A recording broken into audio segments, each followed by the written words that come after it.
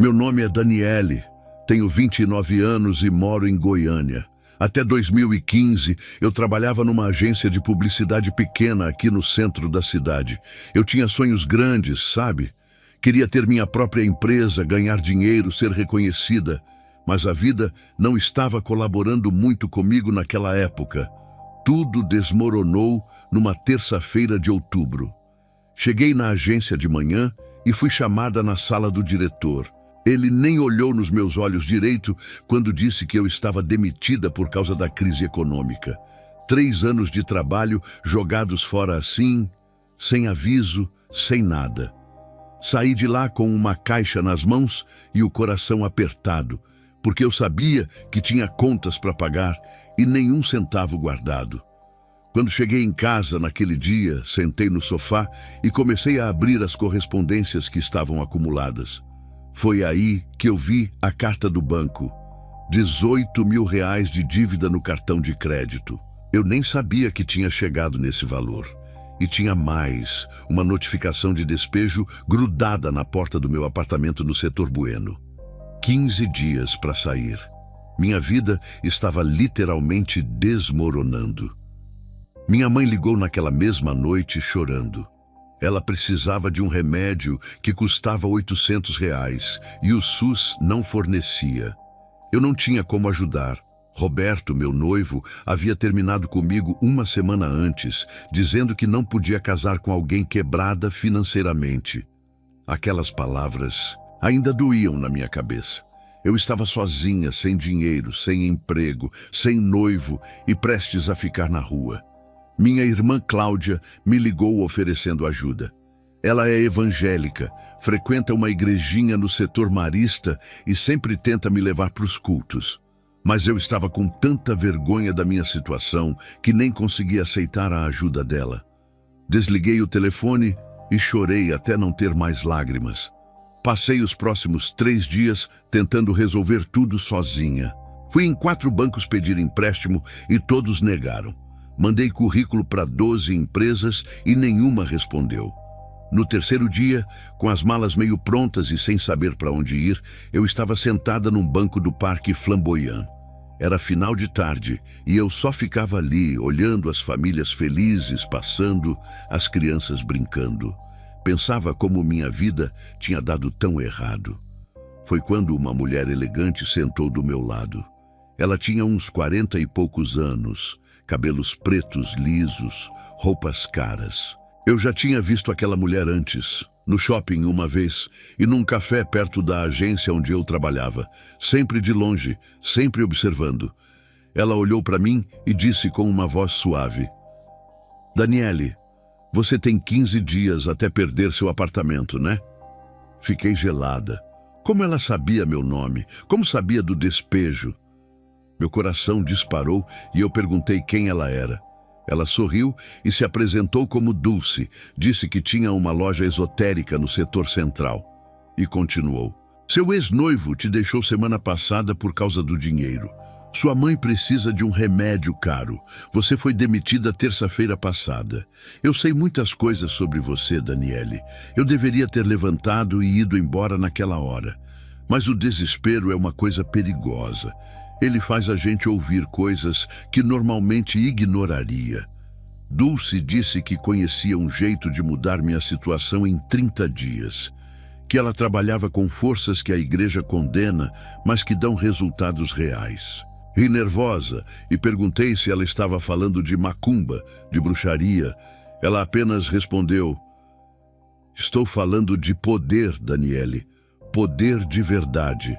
Ela me deu um cartão com o endereço da loja e disse que eu tinha 3 dias para pensar. Depois levantou e foi embora, deixando um perfume caro no ar e um frio na minha espinha. Guardei aquele cartão no bolso pensando que ia jogar fora depois. Mas quando cheguei em casa e olhei de novo para a notificação de despejo, para a carta do banco, para o telefone sem ligação de emprego nenhum, aquele cartão começou a parecer uma saída. Tentei até o último minuto fazer do jeito certo. Liguei para o Roberto implorando uma chance, mas ele riu na minha cara e desligou. Fui atrás de conhecidos pedindo qualquer trabalho, mas ninguém tinha nada. No terceiro dia, com a mudança marcada e sem ter para onde ir, peguei aquele cartão amassado no bolso e fui até a loja de Dulce. Quando cheguei lá, ela estava me esperando na porta como se soubesse que eu ia voltar. E sabe o pior? Naquele momento, eu já não ligava mais para o preço que teria que pagar. A loja de Dulce ficava numa rua escura, perto do mercado central. Por fora, parecia uma loja normal de artigos esotéricos, com aquelas cortinas roxas na vitrine e incensos na entrada.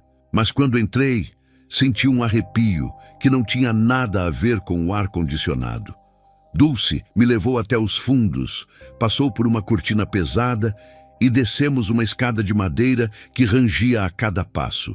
O porão era úmido, com cheiro de mofo misturado com algo que eu não conseguia identificar. Ela acendeu algumas velas e o lugar ficou meio iluminado.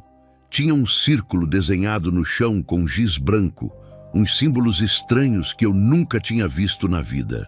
Dulce me olhou séria pela primeira vez e disse que antes de qualquer coisa eu precisava me preparar, que meu corpo precisava estar pronto para receber as entidades que iam trabalhar para mim. Me entregou uma folha de papel com instruções. Jejum de 3 dias, só água, nada de comida sólida. Fiquei assustada, mas o medo de perder tudo era maior. Aceitei e passei aqueles 3 dias bebendo só água, sentindo minha barriga roncar de fome. Toda vez que pensava em desistir, lembrava da notificação de despejo, da dívida do banco, da minha mãe precisando de remédio. No terceiro dia, voltei à loja no horário que Dulce tinha marcado. 00:30 de um sábado. Dessa vez, quando desci para o porão, Dulce estava diferente, séria, concentrada. Ela me mandou sentar no centro do círculo de giz e ficar em silêncio absoluto. Apagou todas as luzes e deixou só 7 velas pretas acesas ao meu redor. Fiquei ali, sentada no escuro por 20 minutos, que pareceram uma eternidade. De repente, comecei a sentir presenças. Não via nada, mas era como se várias pessoas estivessem ao meu redor me observando. A temperatura do porão caiu tanto que eu conseguia ver minha própria respiração. Foi quando ouvi um sussurro grave que não vinha da Dulce. Uma voz que parecia vir de vários lugares ao mesmo tempo disse: "Ela serve." Meu corpo inteiro arrepiou e eu quis sair correndo dali. Mas minhas pernas não obedeciam. Era como se eu estivesse grudada no chão. Dulce acendeu as luzes e disse que era só para hoje que eu podia ir. Saí daquele porão tremendo, fui direto para uma lixeira na rua e vomitei de nervoso. Na segunda noite, voltei porque não tinha mais escolha. Dulce me deu um papel velho e uma caneta. Mandou eu escrever meus desejos de forma específica, sem enrolar.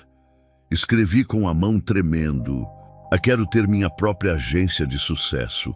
Quero ganhar no mínimo R$50 mil por mês. Quero conquistar os clientes mais importantes de Goiânia. Dulce pegou o papel, segurou em cima de uma vela preta e deixou queimar até virar cinzas. Enquanto o papel queimava, senti aquele frio de novo e ouvi sussurros que não conseguia entender. Ela me olhou nos olhos e disse que faltava só uma coisa: a parte final. Marcou para segunda-feira, à 00:30.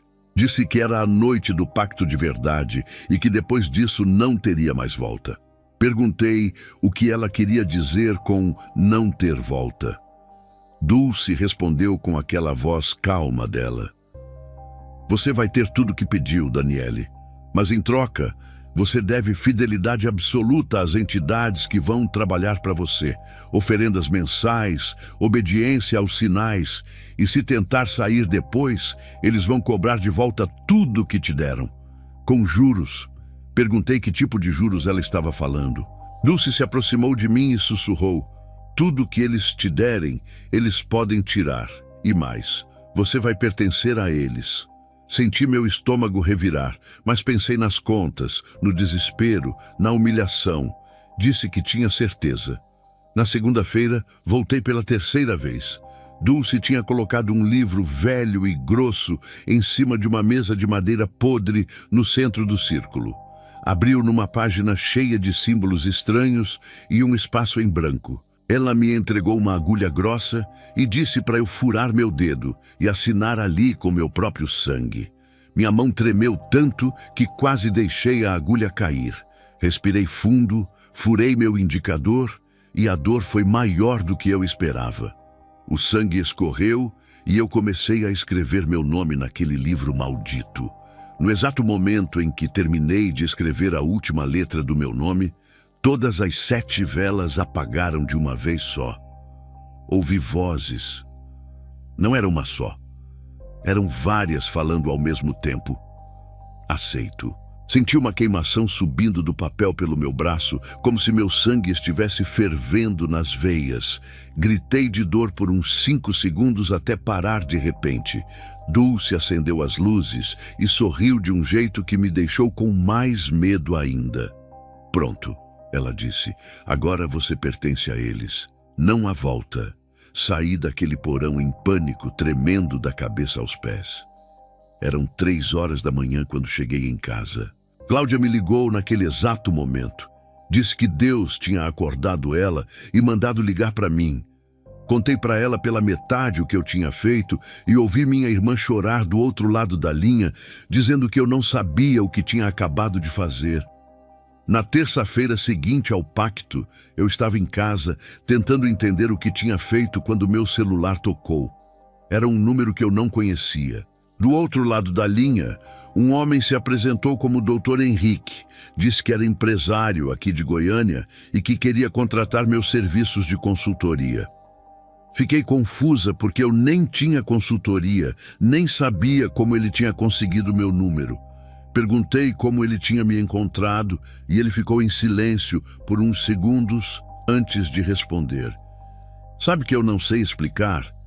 Seu nome apareceu na minha mente hoje de manhã e eu senti que deveria te contratar.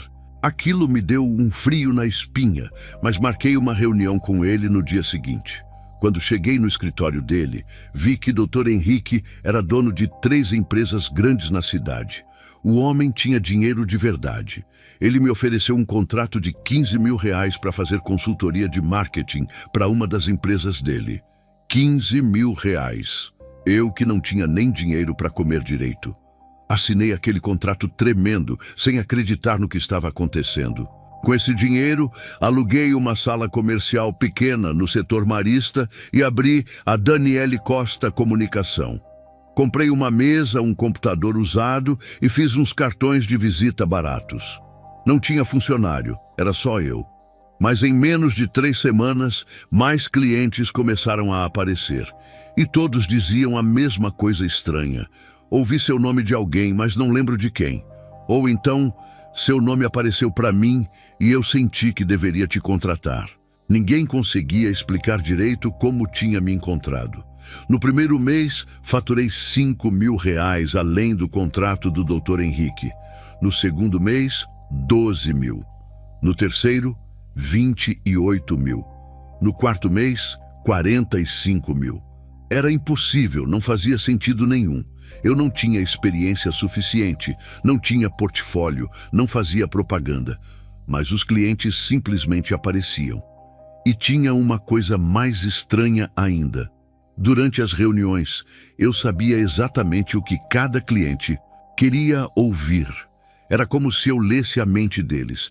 Lembro de uma reunião com um empresário que estava super cético sobre me contratar.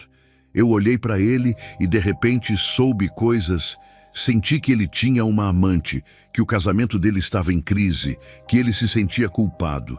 Não sei como eu sabia, mas eu sabia. Então construí toda a apresentação em cima de recomeços e segundas chances.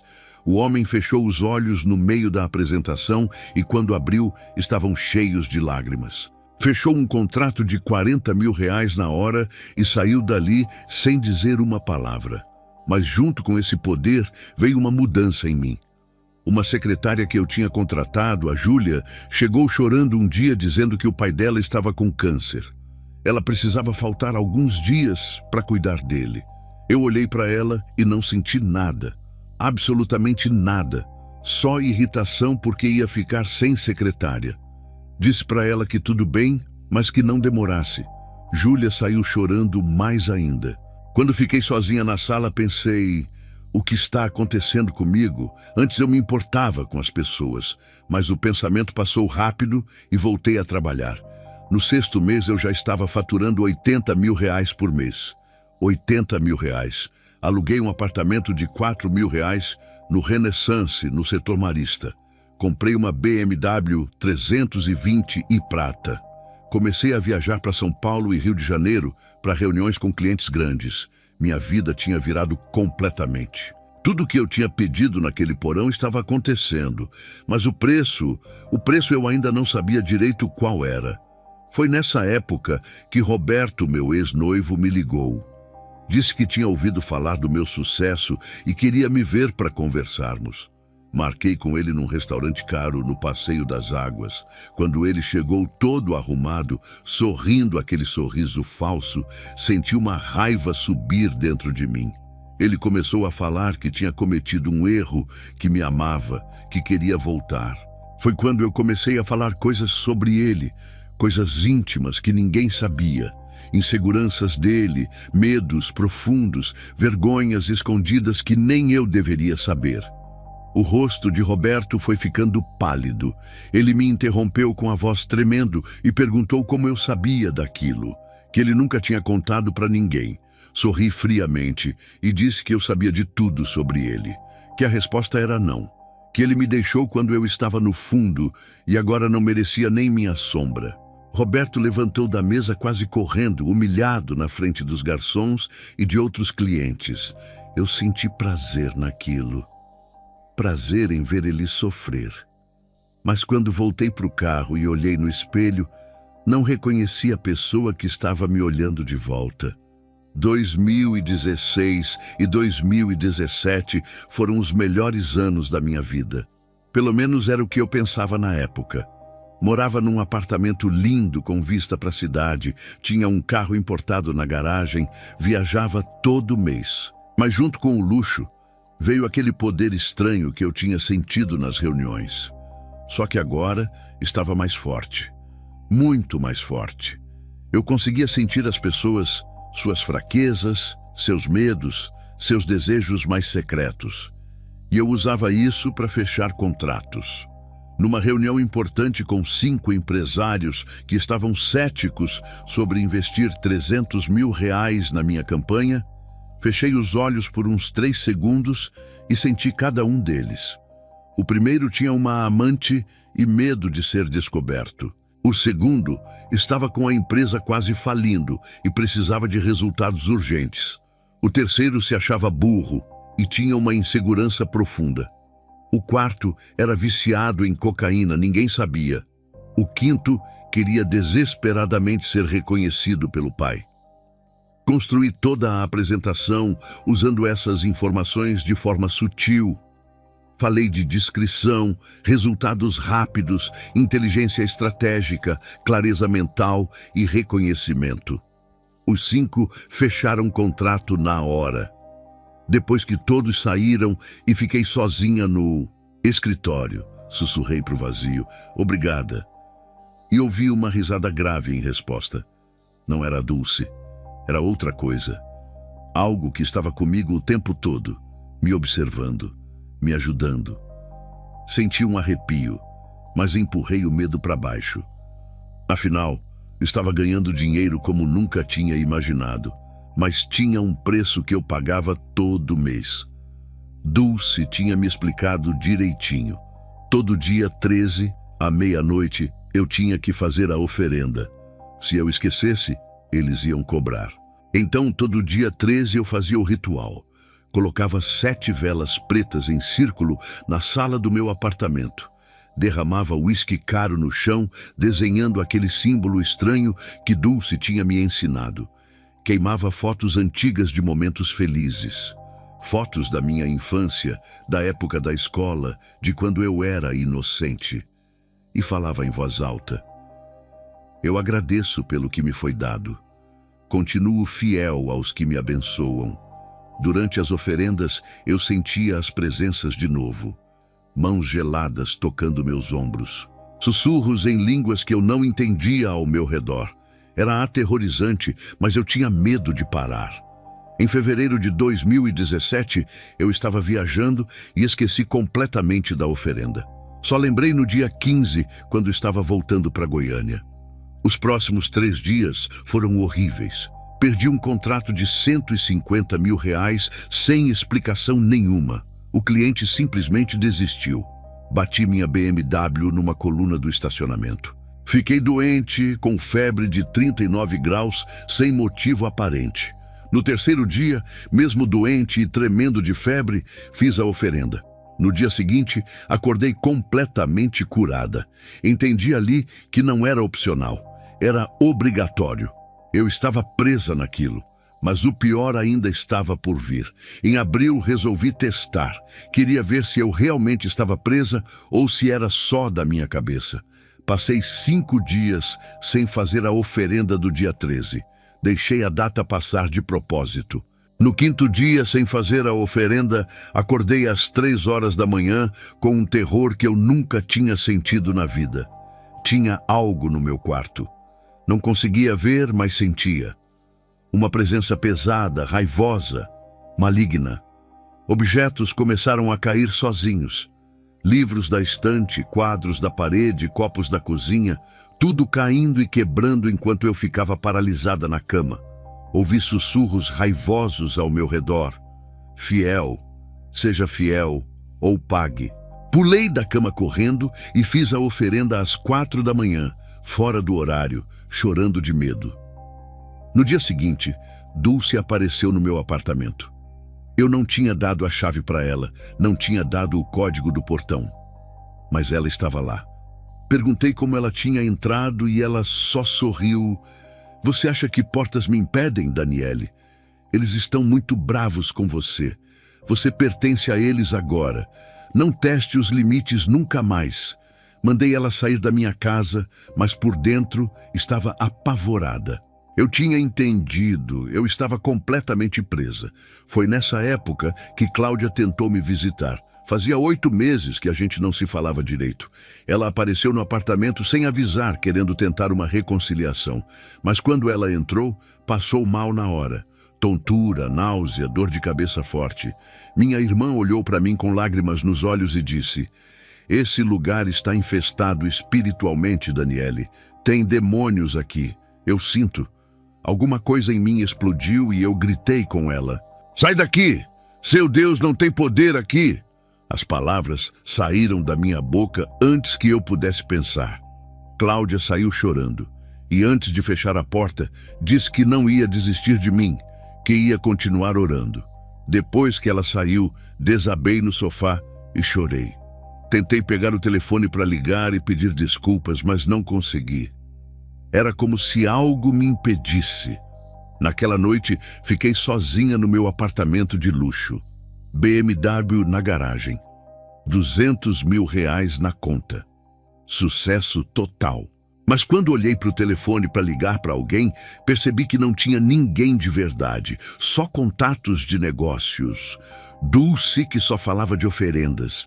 Eu tinha tudo, mas estava completamente sozinha. 2017 e o início de 2018 foram os piores anos da minha vida, em termos de saúde mental e espiritual. Por fora, tudo estava perfeito. Dinheiro entrando, clientes importantes, apartamento de luxo. Mas por dentro, eu estava apodrecendo. Comecei a ter insônia. Não era uma insônia comum, sabe? Era específica. Todo dia eu acordava às 3 horas da manhã. Não importava a hora que eu dormisse, sempre acordava nesse horário. E quando acordava, sentia aquele peso no peito, aquela sensação de estar sendo observada. Os pesadelos eram constantes, sempre o mesmo. Uma figura escura sentada no canto do meu quarto me olhando. Não tinha rosto, era só uma sombra humana. Mas eu sentia o olhar dela. Acordava suando frio, com o coração disparado. Comecei a tomar remédios para a ansiedade, depois remédios para dormir. Tomava 3 comprimidos de tarja preta toda noite e mesmo assim não conseguia ter uma noite de sono tranquila. E para piorar, comecei a ter crises de pânico do nada. Podia estar dirigindo, numa reunião, no supermercado. De repente meu peito apertava e eu não conseguia respirar. O pior episódio aconteceu numa madrugada de março de 2018. Acordei e não conseguia me mexer. Paralisia do sono, os médicos chamam. Mas o que eu vi naquela noite não tinha nada de normal. Tinha uma sombra em pé do lado da minha cama. Era alta, devia ter uns 2 metros. Não tinha rosto, não tinha forma definida, mas estava ali. E eu conseguia sentir, era algo maligno, algo que me odiava. Fiquei ali paralisada por 2 minutos que pareceram 2 horas, olhando para aquela coisa, tentando gritar, mas sem conseguir. Quando finalmente consegui me mexer, liguei todas as luzes do apartamento e fiquei acordada até o amanhecer. Comecei a perder peso sem motivo. As olheiras ficaram permanentes no meu rosto. Meu olhar estava diferente, mais duro, mais frio. Eu via isso no espelho e não me reconhecia. Apareciam manchas roxas no meu corpo que eu não sabia de onde vinham. Uma manhã, acordei e tinha 3 arranhões nas minhas costas, 3 linhas paralelas perfeitas, fundas, sangrando. Eu morava sozinha. As portas estavam trancadas, não tinha animal de estimação. De onde tinham vindo aqueles arranhões? Foi nessa época que Júlia, minha assistente, pediu demissão. Ela chegou no escritório chorando e disse que não aguentava mais trabalhar comigo.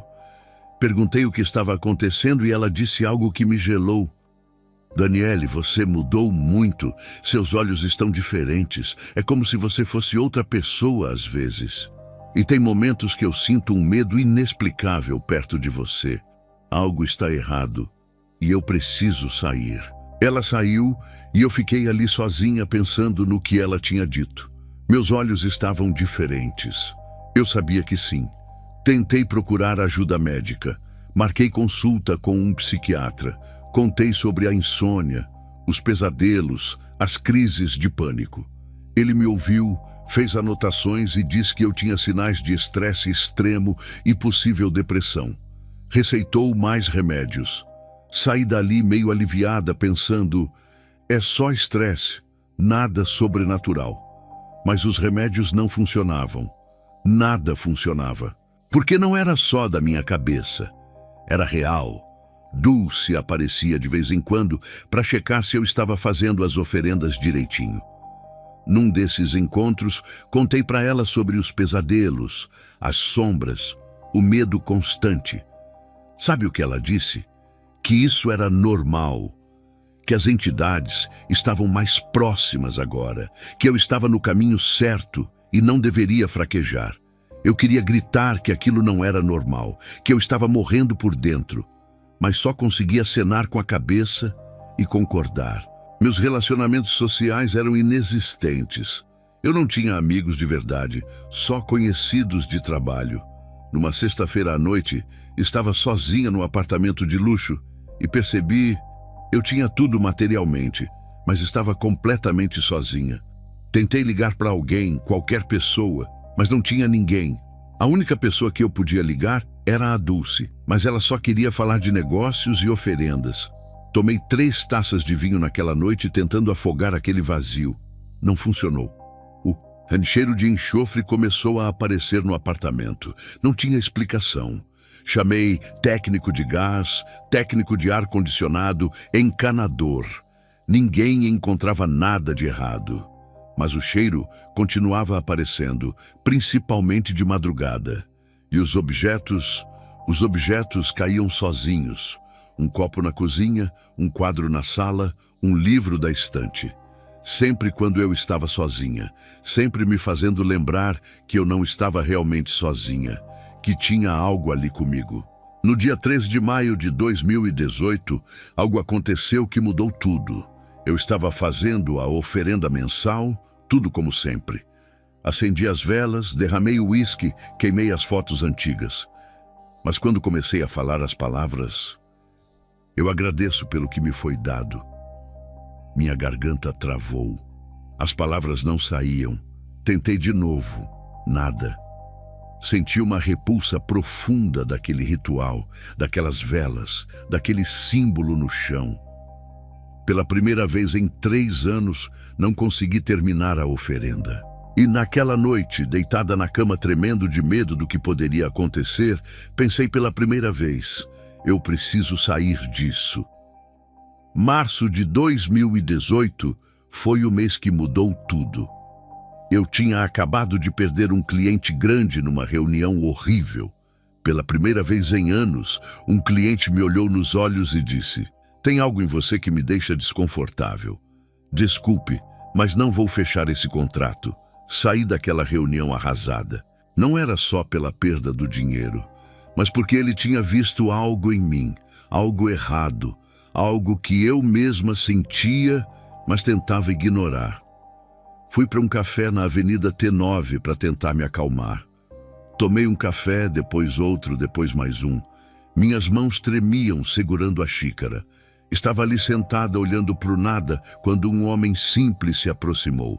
Ele devia ter uns 50 anos, usava uniforme de entregador de aplicativo e segurava uma mochila térmica. Olhou para mim com uma preocupação genuína nos olhos e perguntou: "Moça, a senhora está bem?" Ninguém me perguntava se eu estava bem fazia anos. As pessoas só queriam saber dos meus serviços, do meu dinheiro, dos meus contatos. Mas aquele homem simples, que nem me conhecia, estava genuinamente preocupado. E eu desabei. Comecei a chorar ali mesmo, na frente de um estranho. Ele sentou na minha frente sem pedir permissão e apenas esperou. Quando consegui falar, contei tudo.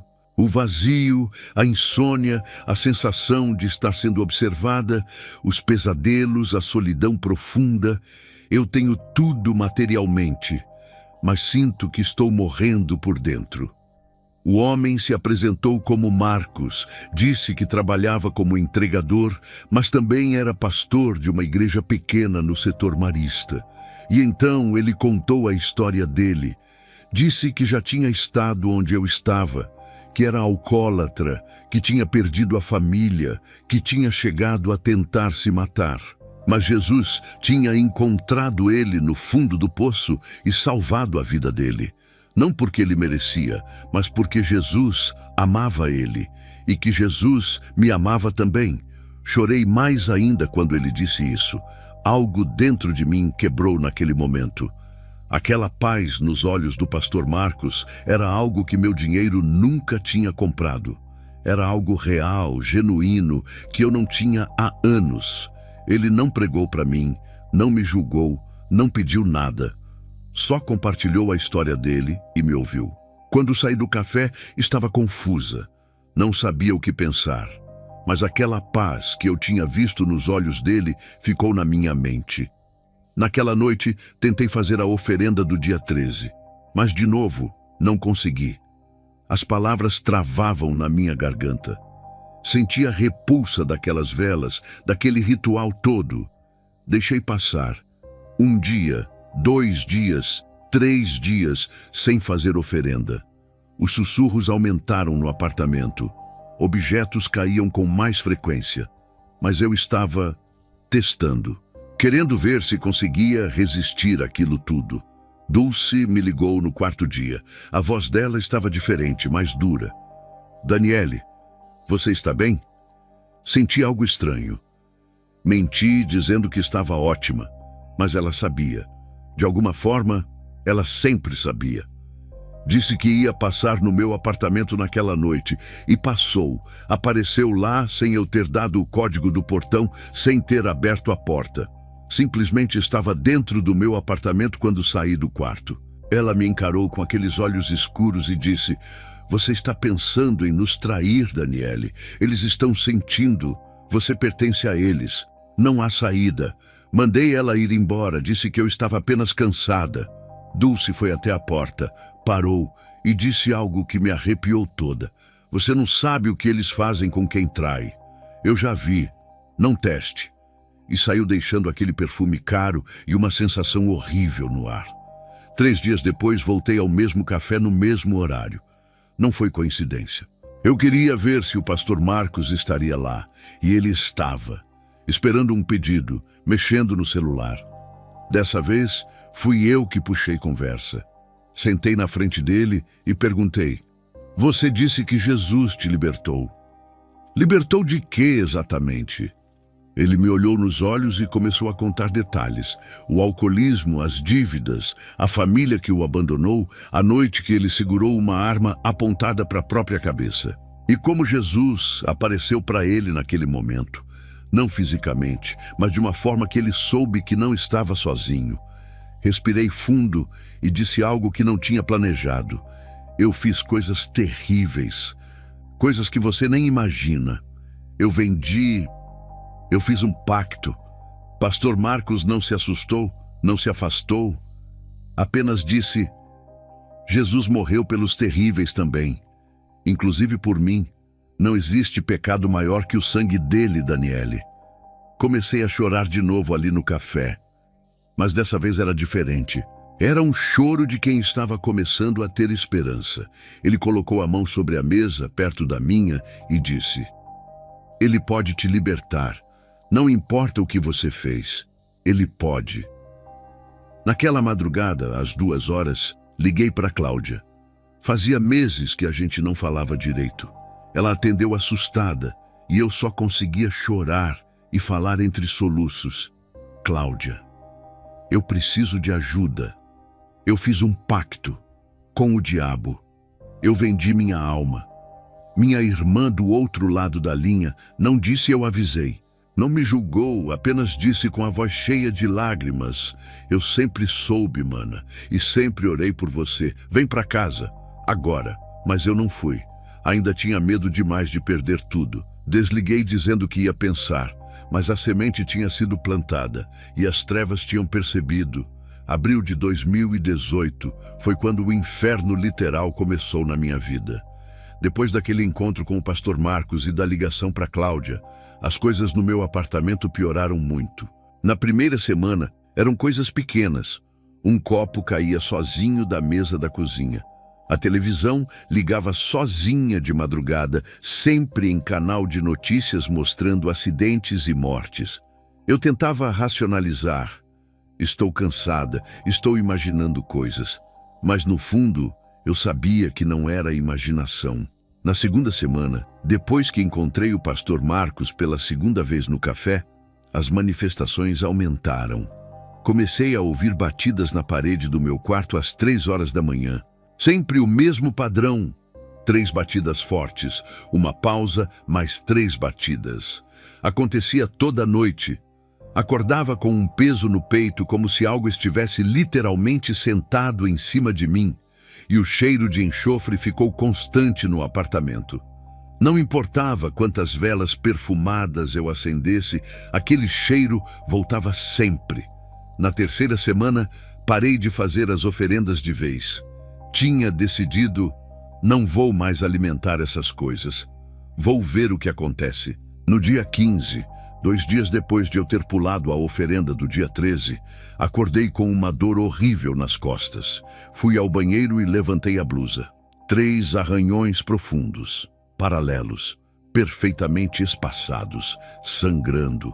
Fotografei com o celular para ter certeza de que não estava louca. Passei álcool tremendo e chorei de medo. Eu morava sozinha. As portas estavam trancadas. De onde tinham vindo aqueles arranhões? No dia seguinte, saí para trabalhar de manhã e quando voltei à noite, tinha um gato morto na porta do meu apartamento. Era o gato da vizinha do andar de cima. Pescoço quebrado, olhos arregalados. A mulher apareceu chorando, dizendo que o gato nunca saía do apartamento dela, que não entendia como ele tinha ido parar ali. Eu sabia. Era um aviso. Um recado de que eles estavam bravos. Na 4ª semana, decidi que ia aceitar Jesus de verdade, que ia tentar sair daquilo. Foi quando as manifestações ficaram violentas, quadros caíram da parede, 3 no mesmo dia, pratos se quebraram sozinhos dentro do armário da cozinha. A porta do meu guarda-roupa abria e fechava sozinha, batendo com força. Acordei uma noite com a sensação de estar sendo estrangulada. Não tinha ninguém ali, mas eu sentia as mãos no meu pescoço. Consegui gritar e a sensação parou, mas fiquei o resto da noite acordada com todas as luzes acesas. E então eu vi. Pela primeira vez, vi claramente. Era 3:30 da manhã e eu estava no corredor do apartamento quando vi uma sombra. Não era sombra normal da falta de luz. Era uma forma humanoide, devia ter uns 2 metros de altura, sem rosto, parada no fim do corredor, me observando. Fiquei paralisada olhando para aquela coisa por uns 10 segundos antes de correr para o quarto e trancar a porta. Não dormi mais naquela noite. Tomei 4 comprimidos de tarja preta e mesmo assim não consegui fechar os olhos. Dulce apareceu no meu apartamento alguns dias depois. De novo, sem eu ter aberto a porta para ela. Quando saí do banheiro, ela estava sentada no meu sofá. Dessa vez, os olhos dela estavam diferentes, mais escuros, quase pretos. Não pareciam olhos humanos. Ela falou com uma voz que não era só dela. Você está pensando em nos trair, Daniele. Eles estão muito bravos. Você assinou com sangue, não há saída. Ou você volta para nós, ou vai perder tudo. E pode perder mais que dinheiro. Pode perder sua vida. Juntei toda a coragem que tinha e gritei: sai da minha casa agora! Dulce levantou devagar, sorriu de um jeito que me deu calafrios e foi até a porta. Antes de sair, disse: você não sabe o que faz com quem trai. Eu já vi acontecer. Pense bem no que está fazendo. E sumiu pelo corredor. Tranquei a porta, empurrei o sofá na frente dela e desabei no chão chorando. Alguns dias depois, o Dr. Henrique, meu primeiro cliente grande, marcou uma reunião urgente. Mas não foi no meu escritório, foi no escritório dele. Quando cheguei lá, a atmosfera estava estranha, escuro demais, com cheiro pesado de incenso, um silêncio desconfortável. Ele me olhou sério e disse: Daniele, você e eu temos o mesmo beneficiador. A Dulce me contou que você está em dúvida. Senti meu sangue gelar. Perguntei se ele também tinha feito pacto. Ele confirmou. Há 15 anos, disse. Dr. Henrique se inclinou na cadeira e contou. Eu tinha um sócio, o Carlos. Fizemos o pacto juntos. Depois de 10 anos, ele se converteu. Aceitou Jesus numa igreja. Em 2 meses, ele perdeu tudo. A empresa faliu, a esposa pediu divórcio, os filhos se afastaram. E então, ele se matou. Pulou do 12º andar do prédio comercial dele. Pelo menos foi o que disseram. Sai daquele escritório, apavorada, quase correndo. Mas o pior ainda estava por vir. Poucos dias depois, marquei um encontro secreto com o pastor Marcos. Não contei para ninguém. Encontrei com ele às 7 da noite no setor marista. Conversamos por 1 hora sobre libertação, sobre Jesus, sobre como sair daquilo. No dia seguinte de manhã, Dulce me ligou. Como foi sua reunião ontem, às 7 da noite no setor marista? Meu coração parou. Como ela sabia? Eu não tinha contado para ninguém. Ela riu do outro lado da linha. Eu te avisei, Daniele. Eles veem tudo, cada passo, cada palavra, cada pensamento. Você pertence a eles. Desliguei tremendo. Percebi naquele momento que não havia privacidade, não havia segredo. Eles sabiam de tudo. Eu estava numa prisão invisível. Mas mesmo assim, algo dentro de mim gritava que eu precisava ser livre. Junho de 2018 foi o mês mais difícil e mais importante da minha vida. Tentei marcar com o pastor Marcos 3 vezes para ir num culto de libertação. Cancelei as 3. Tinha medo demais. Medo de perder tudo. Medo do que eles podiam fazer comigo. Medo de morrer. Mas na 3ª vez que cancelei, Cláudia apareceu na minha porta. Não ligou antes, não avisou. Simplesmente apareceu e disse que ia me levar, que eu não tinha mais escolha. No carro, eu chorava sem parar. Cláudia, e se eu perder tudo? E se eles me matarem? Minha irmã dirigia com lágrimas escorrendo no rosto e disse algo que ficou gravado na minha mente.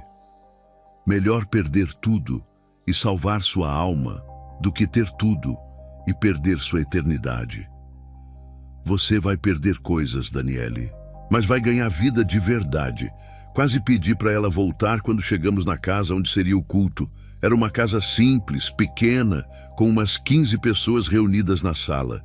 Não era igreja grande, não tinha glamour nenhum, mas quando o pastor Marcos abriu a porta e disse: Jesus está esperando você, Daniele.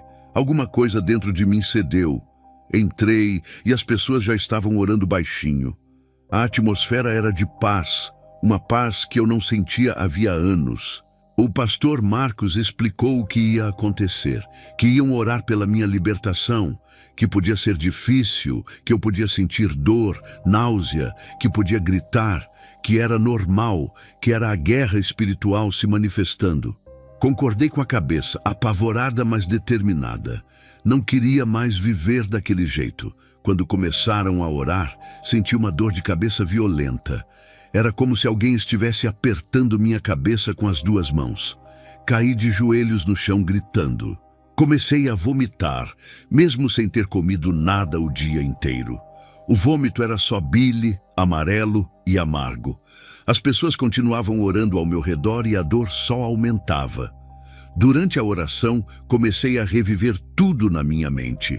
Vi o porão da Dulce, o livro velho, meu dedo sangrando, minha assinatura com sangue. Vi as sombras ao meu redor, ouvi os sussurros. E então ouvi a voz, aquela voz grave, múltipla, raivosa. Você é minha, não pode me deixar. Eu te dei tudo, você me deve tudo. Gritei de volta entre lágrimas e vômito. Eu renuncio esse pacto. Eu aceito Jesus Cristo como meu Senhor e Salvador. Senti algo rasgar dentro de mim, uma dor profunda, como se algo estivesse sendo arrancado à força do meu peito. Meu corpo convulsionou, minhas mãos tremiam, eu não tinha controle de nada. A oração continuou por 40 minutos que pareceram horas. Eu gritava, chorava, vomitava. As pessoas oravam sem parar. Algumas choravam junto comigo. E, de repente, silêncio. Absoluto. A dor parou. A opressão que eu carregava há 3 anos simplesmente saiu. Fiquei deitada no chão, exausta, suando. Mas respirei fundo e, pela primeira vez em anos, senti ar entrando limpo nos meus pulmões. Olhei para o pastor Marcos e disse com a voz fraca: eu sinto paz. Pela primeira vez em anos, eu sinto paz. Cheguei em casa, eram quase 11 da noite. Estava exausta, mas determinada. Juntei tudo que tinha relação com o ocultismo, o livro que a Dulce tinha me dado, as velas pretas, os símbolos desenhados, incensos, até as roupas que eu usava durante as oferendas.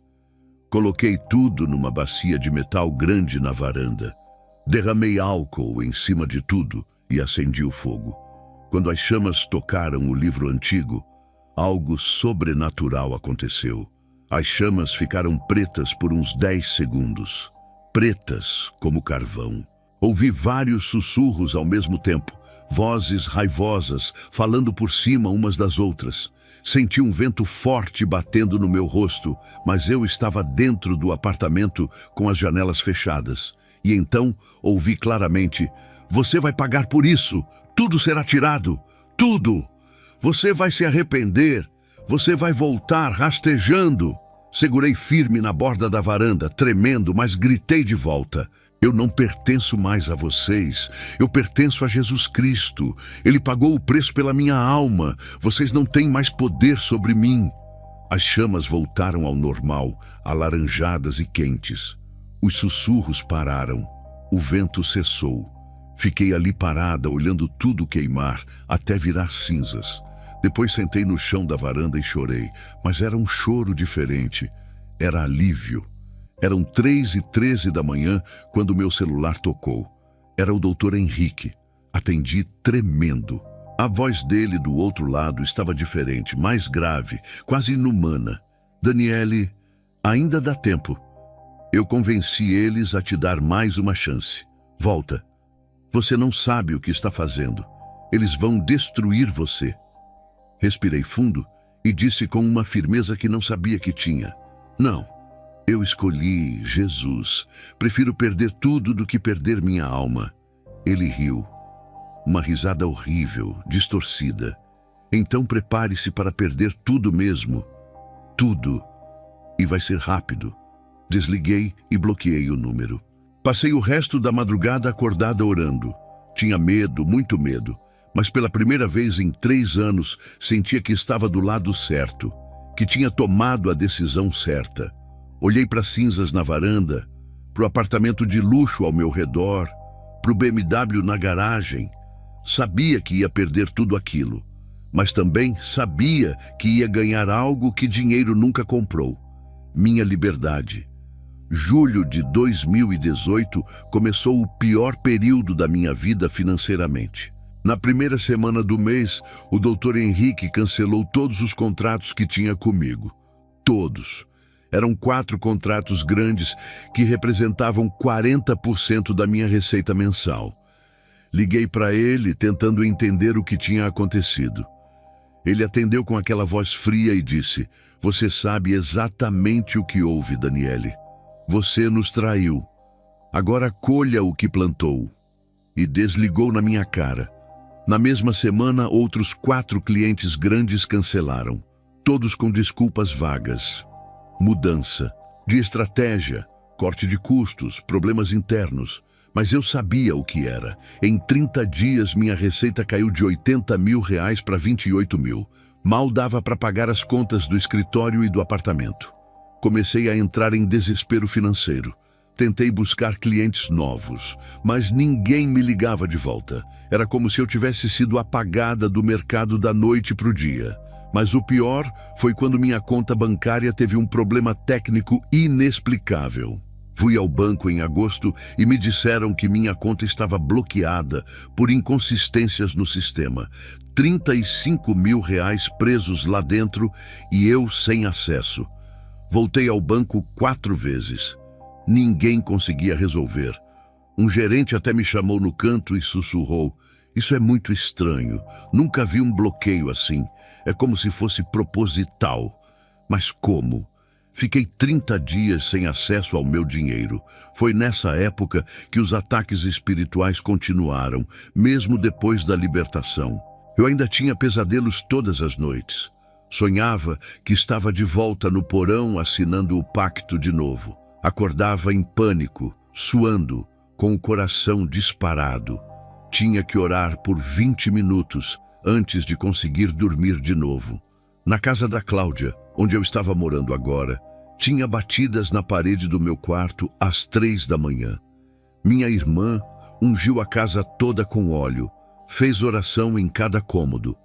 As manifestações diminuíram, mas não pararam totalmente. Setembro trouxe mais problemas. Uma ex-funcionária que eu tinha demitido meses antes entrou com um processo trabalhista falso contra mim. Alegava assédio moral, horas extras não pagas, um monte de mentiras. O advogado disse que ia precisar de R$8 mil só para começar a defesa. Eu não tinha. Cláudia emprestou o dinheiro dela, sendo que ela mal ganhava R$3.200 por mês como auxiliar administrativa. Num domingo de manhã, estava indo para o culto quando minha BMW foi atingida por outro carro num cruzamento. O outro motorista fugiu. Não tinha placa, não tinha identificação, simplesmente bateu e saiu em disparada. Meu carro ficou destruído.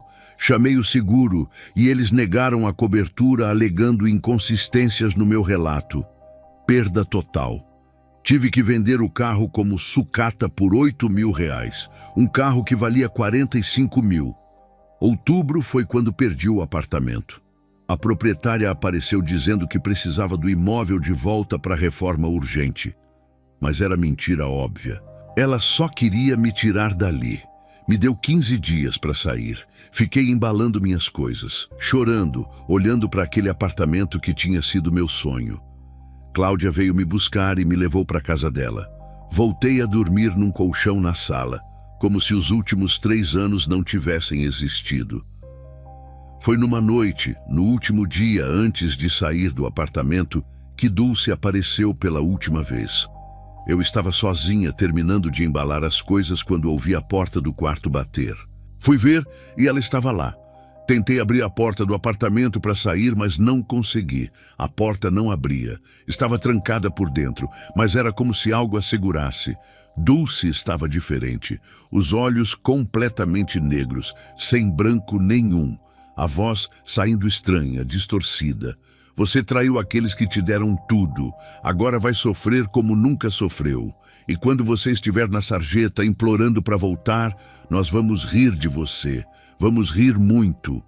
Juntei toda a coragem que tinha e gritei: sai em nome de Jesus. Ela riu. Esse nome não tem poder aqui. Gritei mais alto, com todas as forças: Jesus Cristo tem todo o poder. Maior que qualquer demônio, maior que você. Sai agora. A porta se abriu sozinha. Dulce saiu pelo corredor, mas antes de sumir disse: isso não acabou, Daniele. Nunca acaba. Dezembro chegou e eu estava oficialmente quebrada. A agência fechou. Tinha 22 mil reais de dívidas. Falência completa. Cláudia me sustentava com o salário dela e era apertado pra caramba. Comíamos arroz e ovo todo dia. Eu que ganhava 80 mil reais por mês, agora não tinha nem dinheiro para passagem de ônibus. Num dia especialmente difícil, depois de receber mais uma cobrança de dívida, saí de casa sem falar nada. Fui andando até a ponte sobre o rio Meia Ponte. Fiquei ali parada olhando a água, pensando como seria mais fácil acabar com tudo. Nesse exato momento, meu celular tocou. Era a Cláudia. Ela estava chorando. Daniele, onde você está? Deus me acordou agora e disse que você precisa de mim urgente. Por favor, me diz onde você está. Desabei. Cláudia, eu não aguento mais. Eu perdi tudo. Tudo. Ela chorou mais ainda do outro lado. Você não perdeu sua alma, mana, e não perdeu a mim. Vem para casa agora, por favor. Saí daquela ponte e voltei. Chorei no colo da minha irmã por 2 horas. Ela só me abraçava e dizia que eu estava vencendo, que o diabo estava furioso porque tinha perdido minha alma. No meio de dezembro, uma mulher na igreja que não me conhecia se aproximou. Dona Marta, uma senhora de 70 anos. Ela me abraçou forte e disse: filha, Deus mandou eu te dizer que você está vencendo. Não desista, falta pouco. Chorei ali mesmo. Era exatamente o que eu precisava ouvir. O ano terminou comigo na sarjeta financeiramente, mas pela primeira vez em anos, eu estava viva de verdade. Janeiro de 2019 começou com o pastor Marcos me explicando algo importante. Daniele, pactos fortes precisam de quebra forte. Você vai precisar jejuar e orar por 21 dias. Vai ser muito difícil, você vai sentir fome, cansaço e os ataques espirituais podem aumentar. Mas é necessário para quebrar completamente as correntes. Aceitei sem pensar 2 vezes. Eu queria ser livre de verdade, completamente livre. O jejum era das 8 da manhã às 6 da tarde. Só água, por 21 dias seguidos. Os primeiros 7 dias foram horríveis por causa da fome física. Meu estômago roncava tanto que doía. Sonhava com comida toda noite. Mas também sonhava com a vida antiga, com a BMW, com o apartamento de luxo, com o dinheiro fácil. Eram tentações duplas. Do 8º ao 14º dia, a fome diminuiu, mas os ataques espirituais aumentaram muito. Pesadelos terríveis toda noite. Via demônios me arrastando para o inferno. Via minha pele sendo rasgada. Acordava gritando. Cláudia tinha que vir me acalmar. Do 15º ao 21º dia, a paz começou a vir. Mas o cansaço físico era extremo. Eu mal conseguia andar direito, tonta o tempo todo. No 7º dia de jejum, fui para a primeira sessão de libertação. O pastor Marcos e 5 pessoas da igreja oraram por 2 horas seguidas. Senti dor de cabeça violenta. Chorei muito, mas não houve manifestação clara ainda. Eles quebraram maldições, Renunciaram o pacto verbalmente, pediram perdão por cada oferenda que eu tinha feito. Saí de lá exausta, mas sentindo que algo tinha começado a se mover. A segunda sessão foi no 14º dia. Cheguei muito fraca por causa do jejum prolongado. Quando começaram a orar, meu corpo começou a tremer descontroladamente. Convulsão. Comecei a gritar coisas que não me lembro de ter dito. Cláudia me contou depois que eu gritei em línguas estranhas. Disse coisas como ela é minha e não pode sair. Vomitei bile amarela porque não tinha nada no estômago. A sessão durou 1 hora até eu desmaiar de exaustão. Acordei 20 minutos depois e disse fraca: ainda sinto algo em mim, mas está mais fraco. A terceira e última sessão foi no 21º dia, o último dia do jejum. Cheguei determinada. 12 pessoas da igreja estavam lá para orar. Eu disse para todo mundo: hoje eu vou ser livre. Não importa o que aconteça, hoje eu saio daqui liberta. O pastor Marcos fez a unção com óleo na minha testa. Senti uma queimação intensa, como se o óleo estivesse fervendo na minha pele. Comecei a gritar: sai! Sai de mim! Você não tem mais poder aqui. Jesus pagou o preço. Sai! Vomitei de novo. Chorei compulsivamente, convulsionei. Mas de repente senti algo físico saindo do meu peito. Era como uma pressão gigantesca sendo removida, como se alguém tivesse tirado um peso de 50 quilos de cima de mim. Respirei fundo, mais fundo do que conseguia respirar em anos. Olhei ao redor. Silêncio absoluto. Paz completa.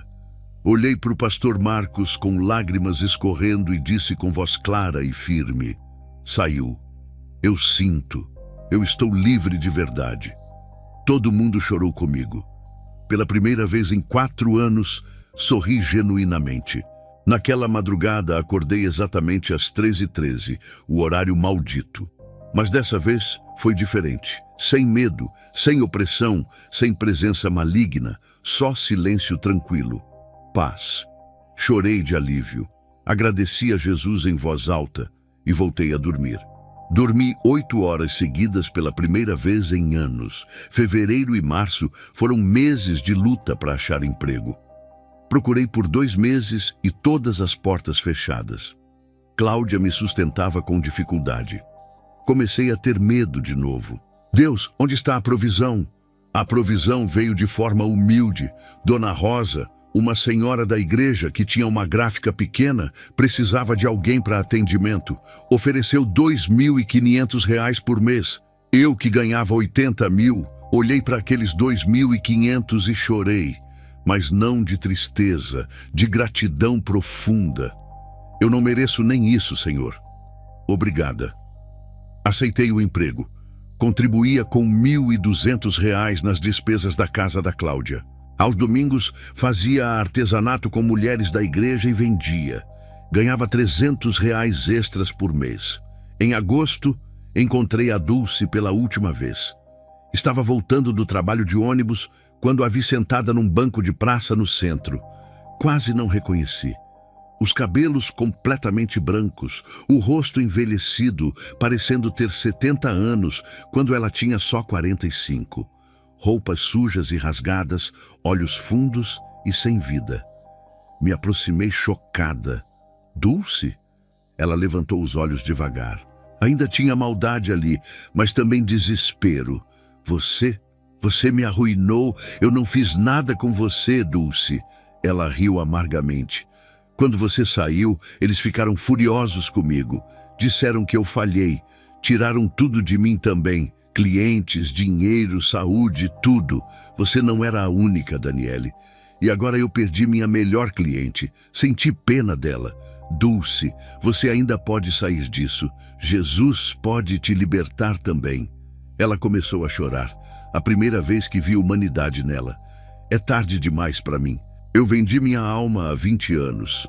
Fiz coisas que você nem imagina. Não há libertação para mim. Segurei a mão dela e disse: nunca é tarde enquanto você está viva.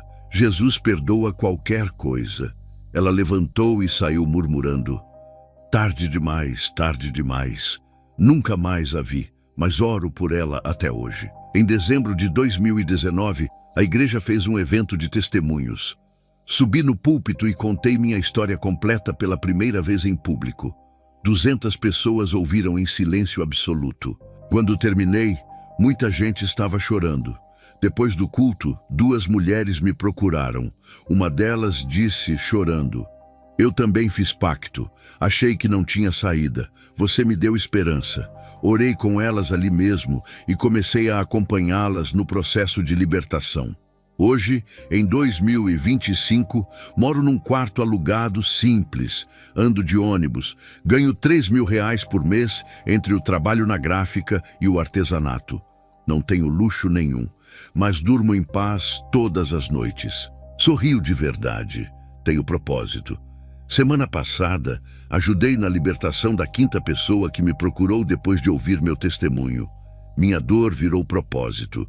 Minha história virou esperança para outros. Às vezes passo no Parque Flamboyant, onde conheci a Dulce. Sento no mesmo banco e penso em tudo. Eu tinha apartamento de luxo, BMW, 80 mil por mês, mas estava morta por dentro, escravizada, atormentada, sem paz. Hoje não tenho quase nada materialmente, mas tenho Jesus. E isso vale infinitamente mais. Porque riqueza do diabo tem prazo de validade e o preço é sua alma. Mas a liberdade em Cristo é eterna. Se eu tivesse que escolher de novo entre a mansão com demônios ou o quarto alugado com Jesus, eu escolheria Jesus 1000 vezes, porque Ele me deu algo que dinheiro nunca comprou: paz, liberdade e salvação. E isso não tem preço.